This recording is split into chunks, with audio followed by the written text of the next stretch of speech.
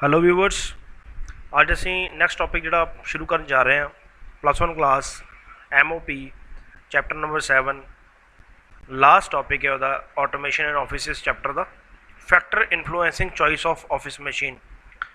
Topic ਸ਼ੁਰੂ ਕਰਨ ਤੋਂ ਪਹਿਲਾਂ ਮੈਂ ਰਿਕੁਐਸਟ ਕਰਦਾ ਕਿ ਜਿਨ੍ਹਾਂ ਨੇ ਮੇਰਾ ਚੈਨਲ ਹਜੇ ਤੱਕ ਸਬਸਕ੍ਰਾਈਬ ਨਹੀਂ ਕੀਤਾ ਮੇਰਾ ਚੈਨਲ ਜ਼ਰੂਰ ਸਬਸਕ੍ਰਾਈਬ ਕਰ ਲੈਣ ਤਾਂ ਕਿ ਆਉਣ ਵਾਲੀਆਂ ਵੀਡੀਓਜ਼ ਜਿਹੜੀਆਂ ਤੁਹਾਨੂੰ ਬਿਲਕੁਲ ਟਾਈਮ ਨਹੀਂ ਮਿਲਦੀਆਂ ਰਹਿਣ। ਸੋ ਸ਼ੁਰੂ ਕਰਦੇ ਹਾਂ topic factor influencing choice of office machines. Factor influencing choice of office machine का मतलब है कि ਇਹੋ ਜਿਹੇ फैक्टर्स ਕਿਹੜੇ ਅਸੀਂ ਧਿਆਨ 'ਚ ਰੱਖਣੇ ਆ ਜਿਹੜੇ ਕਿ ऑफिस मशीन ਦੀ ਚੋਇਸ ਕਰਨ ਵੇਲੇ ਸਾਨੂੰ ਇਨਫਲੂਐਂਸ ਕਰ ਸਕਦੇ ਆ। ਯਾਨੀ ਜਿਹੜੇ ਅਸੀਂ ਧਿਆਨ 'ਚ ਰੱਖਣੇ ਆ ਜਦੋਂ ਵੀ ऑफिस मशीन ਖਰੀਦਣੀ ਆ ऑफिस मशीन ਖਰੀਦਣ ਦੇ ਟਾਈਮ ਤੇ ਅਸੀਂ ਕਿਹੜੇ ਜਿਹੜੇ फैक्टर्स ਨੇ ਜਿਹਨਾਂ ਨੂੰ ਧਿਆਨ 'ਚ ਰੱਖਣਾ ਹੈ। ਸਭ ਤੋਂ ਫਸਟ ਜਿਹੜਾ ਫੈਕਟਰ ਹੈ ਉਹ ਹੈ ਜੀ ਯੂਜ਼ਫੁਲਨੈਸ। ਸਭ ਤੋਂ ਪਹਿਲਾਂ ਅਸੀਂ ਇਹ ਚੀਜ਼ ਦੇਖਾਂਗੇ ਕਿ ਉਹ ਮਸ਼ੀਨਰੀ ਜਿਹੜੀ ਵੀ ਅਸੀਂ ਖਰੀਦਣ ਜਾ ਰਹੇ ਹਾਂ ਉਹ ਸਾਡੇ ਵਾਸਤੇ ਕਿੰਨੀ ਯੂਜ਼ਫੁਲ ਹੈ। ਚਾਹੇ ਉਹ ਮਸ਼ੀਨਰੀ ਜੇਕਰ ਉਹਦੀ ਯੂਜ਼ਫੁਲਨੈਸ ਵੇਖੀ ਜਾਵੇ ਜੇ ਬਹੁਤ ਜ਼ਿਆਦਾ ਯੂਜ਼ਫੁਲ ਹੈ ਆਪਣੇ ਬਿਜ਼ਨਸ ਦੇ ਲਈ ਅਤੇ ਜੇਕਰ ਉਹ ਮਸ਼ੀਨਰੀ ਸਾਨੂੰ ਥੋੜ੍ਹੀ ਬਹੁਤ ਕੋਸਟਲੀ ਵੀ ਮਿਲਦੀ ਹੈ ਤਾਂ ਅਸੀਂ ਉਹਨੂੰ ਪਰਚੇਜ਼ ਕਰ ਸਕਦੇ ਹਾਂ। ਲੇਕਿਨ ਜੇਕਰ ਕੋਈ ਮਸ਼ੀਨਰੀ ਬਹੁਤ ਘੱਟ ਕੋਸਟ 'ਤੇ ਸਾਨੂੰ ਮਿਲ ਰਹੀ ਹੈ ਉਹ ਇੰਨੀ ਯੂਜ਼ਫੁਲ ਵੀ ਨਹੀਂ ਹੈਗੀ, ਇਸ ਕਰਕੇ ਫਿਰ ਉਹ ਆਰਗੇਨਾਈਜੇਸ਼ਨ ਜਿਹੜਾ ਕਿ ਉਹ ਡੀਲ ਕਰੇਗਾ ਉਹ ਉਹਦੇ ਵਾਸਤੇ ਮਤਲਬ ਕਿ ਘਾਟੇ ਵਾਲੇ ਡੀਲ ਹੋਏਗੀ। ਕਿਉਂਕਿ ਹਮੇਸ਼ਾ ਹਰ ਇੱਕ ਬਿਜ਼ਨਸ ਜਿਹੜਾ ਚਾਹੁੰਦਾ ਹੈ ਕਿ ਉਹਨੂੰ ਜਿਹੜੀ ਵੀ ਮਸ਼ੀਨਰੀ ਜਿਹੜੀ ਉਹ ਆਪਣੇ ਬਿਜ਼ਨਸ ਦੇ ਵਿੱਚ ਇੰਸਟਾਲ ਕਰੇ ਉਹ ਉਹਦੇ ਵਾਸਤੇ ਬਹੁਤ ਜ਼ਿਆਦਾ ਯੂਜ਼ਫੁਲ ਹੋਵੇ। ਇਸ ਕਰਕੇ ਜੇਕਰ ਉਹਦੇ ਵਾਸਤੇ ਉਹ ਪੈਸਾ ਥੋੜ੍ਹਾ ਜ਼ਿਆਦਾ ਵੀ ਖਰਚ ਕਰ ਲੇਗਾ ਤਾਂ ਉਹਨੂੰ ਇਤਰਾਜ਼ ਨਹੀਂ ਹੋਏਗਾ। ਇਸ ਕਰਕੇ ਸਭ ਤੋਂ ਪਹਿਲੀ ਜਿਹੜੀ ਫੈਕਟਰ ਹੈ ਉਹ ਹੈ ਜੀ ਯੂਜ਼ਫੁਲਨੈਸ। ਸੈਕੰਡ ਜਿਹੜਾ ਹੈ ਜੀ ਕਾਸਟ ਦੇ ਵਿੱਚ ਤੁਹਾਨੂੰ ਇੱਕ ਐਗਜ਼ਾਮਪਲ ਦਊਂਗਾ। ਜਿਵੇਂ ਫੋਰ ਐਗਜ਼ਾਮਪਲ ਕਿ ਦੋ ਮਸ਼ੀਨਰੀਜ਼ ਤੁਹਾਡੇ ਕੋਲ ਅਲਟਰਨੇਟਿਵ ਪਏ ਆ, ਤੁਸੀਂ ਦੋ ਮਸ਼ੀਨਰੀਜ਼ ਦੇ ਵਿੱਚ ਚੋਇਸ ਕਰਨੀ ਹੈ। ਦੋਨੇ ਮਸ਼ੀਨਰੀਆਂ ਦੀ ਯੂਜ਼ਫੁਲਨੈਸ ਸੇਮ ਹੈ, ਯਾਨੀ ਦੋਨੇ ਸੇਮ ਆ, ਸਿਰਫ ਫਰਕ ਕੀ ਆ ਜਾਂਦਾ ਜਿੱਥੇ ਪ੍ਰਾਈਸ ਦਾ ਫਰਕ ਆ ਜਾਂਦਾ, ਕਾਸਟ ਦਾ ਫਰਕ ਆ ਜਾਂਦਾ। ਫਿਰ ਜਿੱਥੇ ਕਿਤੇ ਆਪਣੇ ਕੋਲ ਅਲਟਰਨੇਟਿਵਸ ਮੌਜੂਦ ਹੋਣ ਉੱਥੇ ਫਿਰ ਕਾਸਟ ਜਿਹੜੀ ਆ ਉਹ ਡਿਸਾਈਡਿੰਗ ਫੈਕਟਰ ਵੀ ਬਣ ਜਾਂਦਾ। ਫਿਰ ਕਾਸਟ ਦੇ ਬੇਸ 'ਤੇ ਅਸੀਂ ਡਿਸਾਈਡ ਕਰਦੇ ਹਾਂ ਵੀ ਕਿਹੜੀ ਮਸ਼ੀਨਰੀ ਖਰੀਦੀਏ ਅਤੇ ਕਿਹੜੀ ਛੱਡੀਏ। ਇਸ ਕਰਕੇ ਕਾਸਟ ਵੀ ਬੜਾ ਇੰਪੋਰਟੈਂਟ ਫੈਕਟਰ ਹੈ। ਥਰਡ ਜਿਹੜਾ ਫੈਕਟਰ ਹੈ ਜੀ adaptability and multiple use. Adaptability and multiple use ਦਾ ਮਤਲਬ ਹੈ ਕਿ ਇਹੋ ਜਿਹੀ ਮਸ਼ੀਨਰੀ ਅਸੀਂ ਖਰੀਦਣਾ ਪਸੰਦ ਕਰਾਂਗੇ ਜਿਹੜੀ ਕਿ ਮਲਟੀਪਲ ਯੂਜ਼ ਵਾਸਤੇ, ਜਿਹੜੀ ਕਿ ਮਲਟੀਪਰਪਜ਼ ਹੋਵੇ, ਜਿਹਨੂੰ ਆਪਾਂ ਡਿਫਰੈਂਟ ਕਈ ਕੰਮਾਂ ਵਾਸਤੇ ਜਿਹੜਾ ਯੂਜ਼ ਕਰ ਸਕੀਏ। ਇਸ ਕਰਕੇ ਉਹ ਮਸ਼ੀਨਰੀ ਜਿਹੜੀ ਅਸੀਂ ਜ਼ਿਆਦਾ ਪ੍ਰੈਫਰ ਕਰਾਂਗੇ। ਨੈਕਸਟ ਜਿਹੜਾ ਫੈਕਟਰ ਹੈ ਉਹ ਜੀ ਡਿਊਰੇਬਿਲਿਟੀ।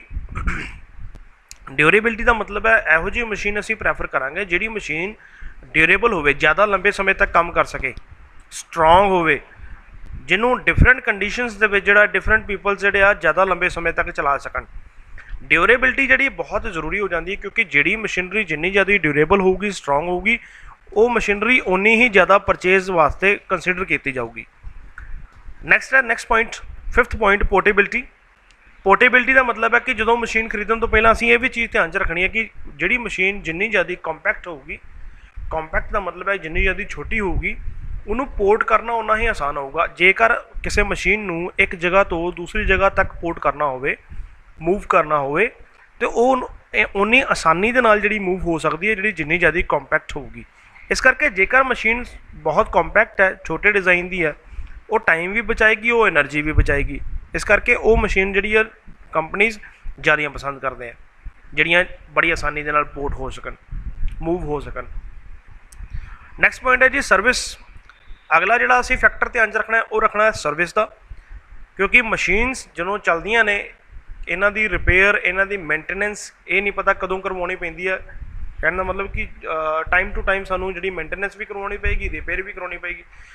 ਸੋ ਸਰਵਿਸ ਫੈਕਟਰ ਵੀ ਧਿਆਨ 'ਚ ਰੱਖਣਾ ਹੈ ਕਿ ਜਿਹਦੀ ਸਰਵਿਸ ਜਿਹੜੀ ਆ ਬੜੀ ਆਸਾਨੀ ਦੇ ਨਾਲ ਮਿਲ ਜਾਂਦੀ ਆ, ਜਿਹੜੀ ਸਰਵਿਸ, ਜਿਹੜੀ ਰਿਪੇਅਰ, ਜਿਹਦੀ ਮੇਨਟੇਨੈਂਸ ਜਿਹੜੀ ਬੜੀ ਆਸਾਨੀ ਦੇ ਨਾਲ ਹੋ ਜਾਵੇ, ਹਮੇਸ਼ਾ ਕੰਪਨੀ ਉਹ ਮਸ਼ੀਨਰੀ ਜਿਹੜੀ ਪਰਚੇਜ਼ ਕਰੇਗੀ, ਉਹ ਮਸ਼ੀਨਰੀ ਜਿਹੜੀ ਕੰਸੀਡਰ ਕਰੇਗੀ। ਅਤੇ ਜਿਹਦੀ ਸਰਵਿਸ ਜਿਹੜੀ ਆ ਆਸਾਨੀ ਦੇ ਨਾਲ ਨਾ ਮਿਲੇ ਤਾਂ ਫਿਰ ਮੁਸ਼ਕਿਲ ਹੋ ਜਾਵੇ ਕਿ ਜੇਕਰ ਉਹ ਮਸ਼ੀਨਰੀ ਖਰੀਦੀ ਜਾਵੇ ਤਾਂ ਫਿਰ ਸਪੈਸ਼ਲਾਈਜ਼ਡ ਨੌਲੇਜ ਦੀ ਲੋੜ ਪੈਂਦੀ ਹੈ ਉਸ ਚੀਜ਼ ਨੂੰ ਰਿਪੇਅਰ ਕਰਨ ਦੇ ਲਈ। ਇਸ ਕਰਕੇ ਉਹ ਫਿਰ ਥੋੜ੍ਹਾ ਜਿਹਾ ਔਖਾ ਹੋ ਜਾਂਦਾ ਹੈ ਕੰਮ। ਨੈਕਸਟ ਜਿਹੜਾ ਫੈਕਟਰ ਅਸੀਂ ਧਿਆਨ 'ਚ ਰੱਖਣਾ ਹੈ ਉਹ ਹੈ ਜੀ ਈਜ਼ੀ ਆਪਰੇਸ਼ਨ। ਜਿਹੜੀ ਮਸ਼ੀਨਰੀ ਆਪਰੇਟ ਕਰਨੀ ਜਿੰਨੀ ਜ਼ਿਆਦਾ ਸੌਖੀ ਹੋਊਗੀ ਉਹ ਮਸ਼ੀਨਰੀ ਓਨੀ ਹੀ ਜ਼ਿਆਦਾ ਪਸੰਦ ਕੀਤੀ ਜਾਊਗੀ ਕਿਉਂਕਿ ਇਹ ਬਹੁਤ ਇੰਪੋਰਟੈਂਟ ਫੈਕਟਰ ਬਣ ਜਾਂਦਾ ਇਹਦੇ ਵਿੱਚ। ਨੈਕਸਟ ਜਿਹੜਾ ਪੁਆਇੰਟ ਹੈ ਜੀ ਇਕਨੋਮਿਕਲ ਆਪਰੇਸ਼ਨ। ਇਕਨੋਮਿਕਲ ਆਪਰੇਸ਼ਨ ਦਾ ਮਤਲਬ ਹੈ ਕਿ ਜਦੋਂ ਅਸੀਂ ਮਸ਼ੀਨ ਨੂੰ ਆਪਰੇਟ ਕਰਦੇ ਹਾਂ, ਮਸ਼ੀਨ ਨੂੰ ਆਪਰੇਟ ਕਰਨ ਦੀ ਕਾਸਟ ਜਿਹੜੀ ਆ ਬਹੁਤ ਘੱਟ ਪੈਣੀ ਚਾਹੀਦੀ ਆ। मतलब ਉਹਦੀ ਰਿਪੇਅਰ ਦੀ ਕਾਸਟ ਬੜੀ ਘੱਟ ਹੋਵੇ, ਉਹਦੀ ਮੇਨਟੇਨੈਂਸ ਦੀ ਕਾਸਟ ਬੜੀ ਘੱਟ ਹੋਵੇ, ਉਹਦੀ ਸਪਲਾਈਜ਼ ਦੀ ਕਾਸਟ ਜਿਹੜੀ ਬੜੀ ਘੱਟ ਹੋਵੇ, ਉਹਨੂੰ ਆਪਰੇਟ ਕਰਨ ਦੀ ਕਾਸਟ ਬੜੀ ਘੱਟ ਹੋਵੇ। ਜੇਕਰ ਕਾਸਟ ਘੱਟ ਹੋਵੇਗੀ ਤੇ ਕੰਪਨੀਆਂ ਜਿਹੜੀਆਂ ਉਹ ਮਸ਼ੀਨਰੀ ਨੂੰ ਪ੍ਰੈਫਰ ਕਰਨਗੇ। ਨੈਕਸਟ ਪੁਆਇੰਟ ਹੈ ਜੀ ਸਟਾਈਲਿੰਗ। ਸਟਾਈਲਿੰਗ ਦਾ ਮਤਲਬ ਹੈ ਕਿ ਮਸ਼ੀਨਰੀ ਇੱਕ ਤੇ ਆਪਣਾ ਕੰਮ ਦੇਣ ਦੇ ਨਾਲ ਨਾਲ ਥੋੜ੍ਹੀ ਮਾਡਰਨ ਵੀ ਲੱਗਣੀ ਚਾਹੀਦੀ ਹੈ, ਕਿਉਂਕਿ ਜੇ ਮਸ਼ੀਨਰੀ ਸਾਨੂੰ ਬਹੁਤ ਸਟਾਈਲਿਸ਼ ਵੇ ਦੇ ਨਾਲ ਪ੍ਰੋਵਾਈਡ ਕੀਤੀ ਗਈ ਹੈ, ਕਹਿਣ ਦਾ ਮਤਲਬ ਉਹਦਾ ਲੁੱਕ ਜਿਹੜਾ ਕਾਫੀ ਮਾਡਰਨ ਹੈ, ਤੇ ਜ਼ਾਹਿਰ ਜੀ ਗੱਲ ਹੈ ਕਿ ਜਦੋਂ ਆਊਟਸਾਈਡਰ ਸਾਡੀ ਕੰਪਨੀ ਦੇ ਵਿੱਚ ਆਉਂਦੇ ਆ ਤਾਂ ਉਹ ਦੇਖ ਕੇ ਜਿਹੜਾ ਕਾਫੀ ਇੰਪ੍ਰੈਸ ਹੁੰਦੇ ਆ ਇਹੋ ਜਿਹੀਆਂ ਮਸ਼ੀਨਰੀਜ਼ ਨੂੰ ਦੇਖ ਕੇ। ਇਸ ਕਰਕੇ ਇਹ ਪਬਲਿਕ ਦੇ ਵਿੱਚ ਆਪਣੀ ਇਮੇਜ ਬਣਾਉਣ ਦੇ ਲਈ ਵੀ ਬੜੀਆਂ ਇੰਪੋਰਟੈਂਟ ਹੁੰਦੀਆਂ। ਇਸ ਕਰਕੇ ਸਟਾਈਲਿੰਗ ਵੀ ਬਹੁਤ ਇੰਪੋਰਟੈਂਟ ਹੈ ਮਸ਼ੀਨਰੀ ਦੀ। ਨੈਕਸਟ ਪੁਆਇੰਟ ਹੈ ਜੀ ਲਾਸਟ ਪੁਆਇੰਟ, ਮੋਨੋਟਨੀ।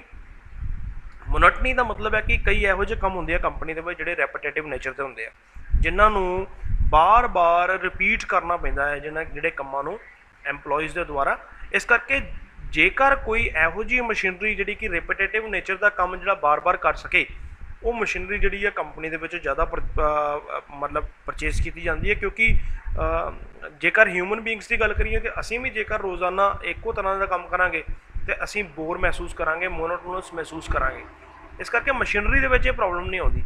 ਸੋ ਇਹ ਵੀ ਚੀਜ਼ ਅਸੀਂ ਧਿਆਨ 'ਚ ਰੱਖਣੀ ਹੈ, ਮੋਨੋਟਨੀ, ਕਿ ਰਿਪੀਟੇਟਿਵ ਨੇਚਰ ਦਾ ਕੰਮ ਜਿਹੜਾ ਉਹ ਮਸ਼ੀਨ ਕਰ ਸਕੇ। ਸੋ ਇਹ ਸੀ ਕੁਝ ਪੁਆਇੰਟ ਜਿਹੜੇ ਕਿ ਅਸੀਂ ਡਿਸਕਸ ਕਰਨੇ ਆ ਜਾਂ ਧਿਆਨ 'ਚ ਰੱਖਣੇ ਆ, ਫੈਕਟਰਸ ਧਿਆਨ 'ਚ ਰੱਖਣੇ ਆ ਜਦੋਂ ਅਸੀਂ ਆਫਿਸ ਮਸ਼ੀਨਰੀ ਖਰੀਦਦੇ ਹਾਂ।